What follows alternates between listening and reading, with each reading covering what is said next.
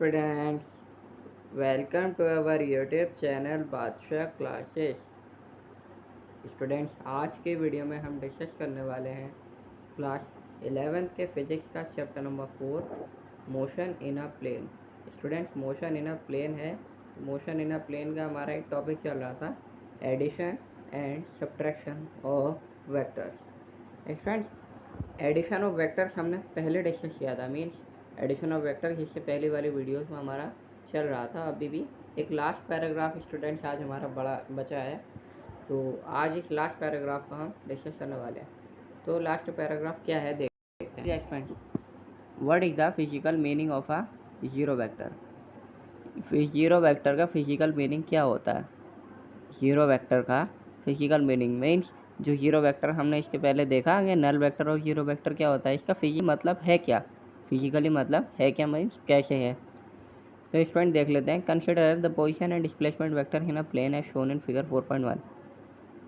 जैसे कि हमने देखा था कि पोजीशन और डिस्प्लेसमेंट वेक्टर के प्लेन में वेक्टर की जो पोजीशन है वो और जो डायरेक्शन है किधर से किधर जा रही है।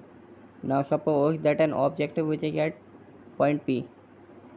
हम मानते हैं कि कोई ऑब्जेक्ट हमारा पॉइंट पी पे है एट टाइम टी पे, किसी टी टाइम पे हमारा वो ऑब्जेक्ट पी पे है, पी पोजीशन पे है।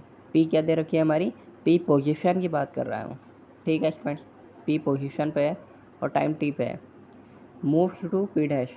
अब वो क्या कर रहा है, वो पी से पी डैश में जा रहा है।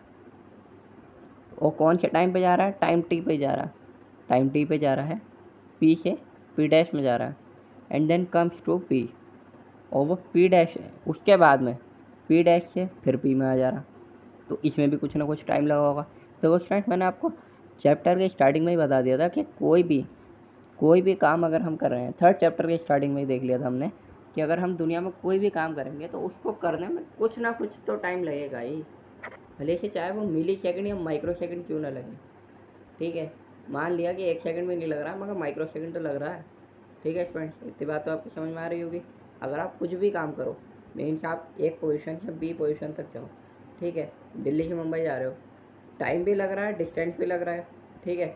जितना डिस्टेंस है उतना टाइम भी लग रहा है, ठीक है। मीन्स मान लो आपको डिस्टेंस मान लो 1500 किलोमीटर है, तो आपको टाइम कितना लगेगा उसमें, टाइम भी आपका लगभग 12 घंटे मान लें, ठीक है। तो मतलब ऐसा है ना कि आप कहीं से कहीं भी जाओ या आप कोई काम करो, सब में क्या लगेगा, सब में आपका टाइम तो लगेगा। दुनिया में ऐसा कोई काम नहीं है जिसको करने में टाइम ना लगे, है ना। भले ही चाहे कम लगे मगर कुछ ना कुछ तो लगेगा, ठीक है स्टूडेंट्स। तो यहाँ पे क्या हो रहा है, पी डैश से फिर पी में जा रहा है with respect to time. Then what is displacement. उसकी डिस्प्लेसमेंट मीन शॉर्टेस्ट पाथ क्या है, change the initial and final position coincide. देखो दो वेक्टर, तो स्टूडेंट्स देखो दो, मान लीजिए दो वेक्टर हैं हमारे, उनकी इनिशियल और फाइनल पोजीशन जो है वो एक दूसरे का कोइंसाइड है, ठीक है स्टूडेंट्स। अब देखो कोइंसाइड क्या होता है, कोइंसाइड देखो ऐसा होता है, मान लो एक ए पोजीशन ऐसे जा रहा है ए वेक्टर और माइनस ए वेक्टर नीचे आ रहा है। चलो आप यहाँ पे पी वेक्टर और पी डैश की बात चल रही थी, तो यहाँ पे पी और पी डैश भी मान लेते हैं। देखो मान लो एक नीचे से ऊपर जा रहा है, मीन्स डाउनवर्ड से अपवर्ड जा रहा है, वो पी वेक्टर है। अपवर्ड से डाउनवर्ड जा रहा है, ठीक है, वो आपका पी डैश मान लो। तो इन दोनों की जो कोइंसाइड पोजीशन है ये वाली और ये वाली, ठीक है। मान लीजिए ये सेम नहीं है, क्यों, क्योंकि वो वेक्टर का एरो है उधर, वेक्टर ऊपर जा रहा है, वो वेक्टर दोनों की डायरेक्शन क्या है, अलग है। मगर सपोज करो आप, अगर दोनों ही सेम वेक्टर सेम डायरेक्शन में जा रहा है, पी वेक्टर ऊपर है, पी डैश ये वाला है, पी वेक्टर ऊपर और पी डैश ये वाला, ठीक है। ये दोनों ही ठीक है, दोनों की जो लास्ट वाला मिड पॉइंट होगा, कॉर्नर पॉइंट होगा ना, लास्ट वाला जो पॉइंट होगा एंड पॉइंट, इन दोनों का एंड पॉइंट क्या है, पोजीशन क्या है, कोइंसाइड है। अगर ये दोनों सेम है, अगर जिस जगह पे ये दोनों सेम लोकेशन पे हैं तो इनकी पोजीशन क्या है, कोइंसाइड है। इनके इनिशियल और फाइनल पोजीशन क्या है, सेम है, ठीक है। तो student the displacement is a null vector.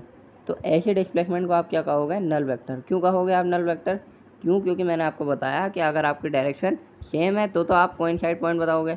अगर आपकी डायरेक्शन सेम नहीं है, अगर अपोजिट में है, तो इसके मैग्नीट्यूड और इसके मैग्नीट्यूड को दोनों को ऐड करोगे, मीन्स ये पी वेक्टर मान लो, और ये मान लो जी ए वेक्टर है, ये वाला पी वेक्टर है, ए वेक्टर है, दोनों ए वेक्टर हैं, ठीक है। ए माइनस ए क्या हो जाएगा हमारा 0। ए प्लस माइनस ए करोगे आप, सीधी सी बात तो ये है, सबसे पहले आप क्या करोगे, ए प्लस माइनस है, ए प्लस माइनस है क्या होगा, प्लस माइनस क्या होता है माइनस, तो ए माइनस ए हो जाएगा। अब ए माइनस ए हो जाएगा इक्वल टू क्या हो जाएगा, 0 हो जाएगा, ठीक है स्टूडेंट्स। तो ये इसी के साथ हमारा addition of vector charge complete होता है स्टूडेंट्स, ठीक है students. Okay, thank you students, channel को सब्सक्राइब करो, वीडियो को लाइक करो।